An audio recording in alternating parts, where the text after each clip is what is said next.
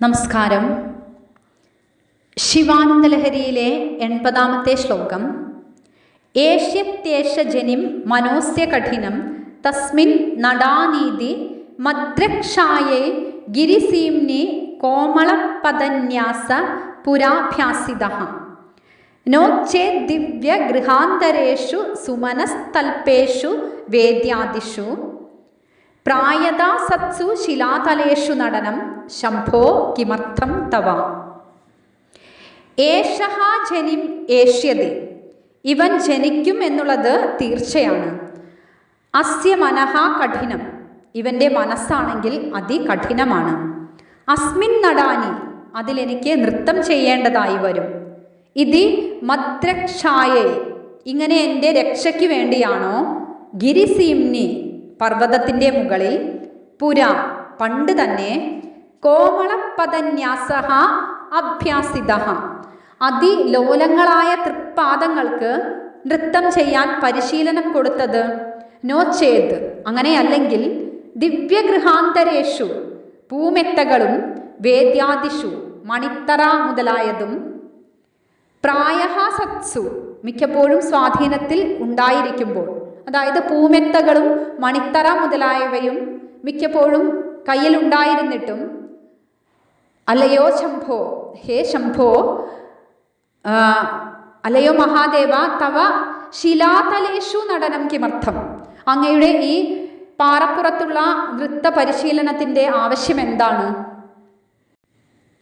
മഹാദേവൻ അല്ലെങ്കിൽ പരമേശ്വരൻ ത്രികാലങ്ങളെയും അറിയുന്നവനാണ്. ഈ ജീവനാണെങ്കിലോ പാപം ധാരാളം ചെയ്തിരിക്കുന്ന സ്ഥിതിക്ക് പ്രാരബ്ധം കാരണം അടുത്തതായി വീണ്ടും ജനിക്കേണ്ടതായി വരും. അല്പം പൂർവജന്മവാസന നിമിത്തം ഈശ്വര ഭജനമൊക്കെ ചെയ്യുന്നുണ്ടാകും. അങ്ങനെയുള്ള ഭക്തനെ രക്ഷിക്കാതിരിക്കാൻ ഭഗവാനും സാധിക്കുന്നില്ല. മനസ്സാണെങ്കിൽ അതികഠിനമാണ്, ഒട്ടും മൃദുല സ്വഭാവം ഇല്ല എന്നർത്ഥം.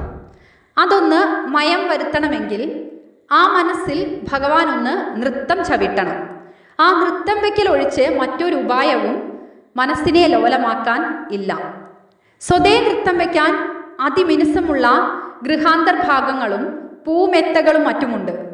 അവയെ വിട്ട് കൈലാസത്തിൽ പാറപ്പുറത്ത്, ആ ഭഗവാൻ കൈലാസത്തിലെ പാറപ്പുറത്ത് നൃത്തം വെച്ച് പരിശീലിക്കുന്നതിൻ്റെ ഒരു ഉദ്ദേശം ഇപ്പോൾ മനസ്സിലായിരിക്കുന്നു. കാഠിന്യമുള്ള സ്ഥലത്ത് പരിചയം സിദ്ധിച്ചാൽ കഠോരമായ എൻ്റെ മനസ്സിൽ നൃത്തം വയ്ക്കുന്നത് അത്ര വിഷമമുള്ളതായി തോന്നില്ല. ഈ മഹത്തായ കാരുണ്യം, ഈ ദയാദാക്ഷിണ്യം ഒന്നുകൊണ്ടായിരിക്കും പാറപ്പുറത്തെ നൃത്തത്തിന്, ഇത് മാത്രമായിരിക്കും ഈ പാറപ്പുറത്തെ നൃത്തത്തിന് ഒരു കാരണം പറയാൻ സാധിക്കുകയുള്ളൂ. ശംഭു എന്നാൽ അന്യന് നന്മയുണ്ടാക്കുന്നവൻ എന്നാണ്. അന്യന് നന്മയുണ്ടാക്കുന്നവനായതുകൊണ്ട് സ്വന്തം കാര്യം നോക്കുന്നില്ല. ഇതാണ് കഴിഞ്ഞ ശ്ലോകത്തിൽ ഭഗവാന്റെ പാദത്തിന് മുറിവ് പറ്റുമോ എന്നായിരുന്നു ഭക്തന്മാരുടെ ദുഃഖം. ആ ഭക്തന്റെ ദുഃഖം എന്ന് പറയുന്നത്, ഭക്തന്റെ ആവശ്യം എന്ന് പറയുന്നത് അവരുടെ ഒരു കാര്യവും നടക്കണമെന്നുള്ളതല്ല. ഭഗവാനോടുള്ളൊരു പ്രേമമാണ് ഭക്തന്റെ ആവശ്യം. ഭഗവാനിൽ നിന്നും ഒന്നും പ്രതീക്ഷിക്കണില്ല. ഇതാണ് ഭക്തിയുടെ ഒരു ലക്ഷണം. അപ്പോൾ തൻ്റെ മനസ്സിൽ ഭഗവാനെ അധിവസിക്കണമെങ്കിൽ ഈ എത്ര കഷ്ടമായിരിക്കും ഭഗവാന്റെ സ്ഥിതി. ആ ഒരു കഠിനമായ ഹൃദയത്തിൽ വസിക്കണമെങ്കിൽ ഭഗവാന്റെ സ്ഥിതി കഷ്ടം തന്നെയാണ്. ഈ പരിതാപം മുഴുവനും ഭഗവാന് കഷ്ടത വരുമല്ലോ എന്നതിലാണ്. ഇത് തന്നെയാണ് ഉത്തമ ഭക്തിയുടെ ലക്ഷണം. സകാമന്മാർക്ക് ഭഗവാന് കഷ്ടപ്പാട് വരുന്നതിലല്ല, അവരുടെ കാര്യം നടക്കാതെ വരുന്നതിനാലാണ് ദുഃഖം. ഉത്തമ ഭക്തന്മാരുടെ ഭക്തശിരോമണികൾ എന്ന് പറയുമ്പോൾ തന്നെ നമ്മുടെ മനസ്സിൽ ഓടി വരുന്ന ചില പേരുകളുണ്ട്. അതൊക്കെയാണ് നാരദൻ, നന്ദികേശൻ, പ്രഹ്ലാദൻ, മാർക്കണ്ഡേയൻ, പിന്നെ ഹനുമാൻ, ഗോപികമാർ. അത് എടുത്തു പറയേണ്ടതാണ്. ഈ ഗോപികമാരുടെയൊക്കെ ഭക്തി എന്ന് പറയുന്നത്, ഈ പറഞ്ഞ പേരുകളുടെയൊക്കെ അവരുടെ എല്ലാം പൊതു സ്വഭാവം എന്ന് പറയുന്നത് ഉത്തമ ഭക്തി തന്നെയാണ്. അവരുടെ ഭക്തിയുടെ പ്രത്യേകത എന്ന് പറയുന്നത് ആ ഒരു പ്രേമം മാത്രമേ ഉള്ളൂ. ഒരാവശ്യങ്ങളും വേണ്ട. ഭഗവാനെ പ്രേമിക്കണം, ഇത്ര മാത്രമേ ഉള്ളൂ. ഭഗവാനിൽ നിന്നൊന്നും ആവശ്യമില്ല. പക്ഷെ ഭഗവാൻ ഒന്നും സംഭവിക്കല്ലേ, യഥാർത്ഥത്തിൽ ഭഗവാൻ ഒന്നും സംഭവിക്കണില്ല.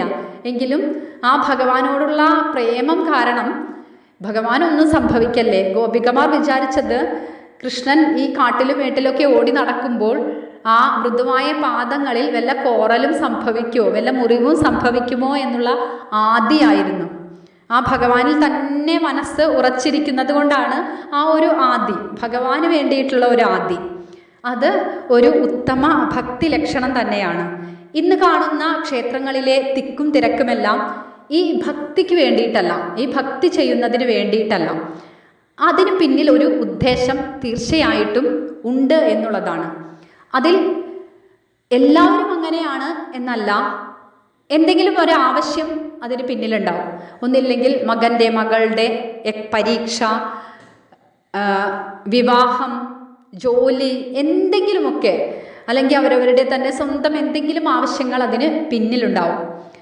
ഭഗവാൻ ഒരു നോക്ക് കാണാനാണ് എന്നൊക്കെ പറഞ്ഞാലും പിന്നെ ഒന്നുകൂടി ചോദിച്ചാൽ ഈ ആവശ്യങ്ങളൊക്കെ ഉണ്ടാവും. അതല്ലാതെയും ആ പരമമായ പ്രേമത്തോടെ, ദിവ്യമായ പ്രേമത്തോടെ ഓടി വരുന്നവരും ധാരാളമുണ്ട്. അപ്പോൾ ഈ തിക്കും തിരക്കിൻ്റെയും ഒരു കാരണം എന്ന് പറയുന്നത് തീർച്ചയായും ഒരു ആവശ്യം നടക്കലാണ്. ഭഗവാനെ ഒരു കച്ചവടക്കാരനാക്കിക്കൊണ്ട്, ഒരു കച്ചവട മനോഭാവത്തോടു കൂടി അങ്ങോട്ട് കൊടുക്കുകയാണെങ്കിൽ ഇങ്ങോട്ട് തരാം. ഭഗവാന് ചൂല് വരെ ഗുരുവായൂർ ക്ഷേത്രത്തിൽ വഴിപാട് കൊടുക്കാറുണ്ട് മുടി വളരുന്നതിന് വേണ്ടിയിട്ട്.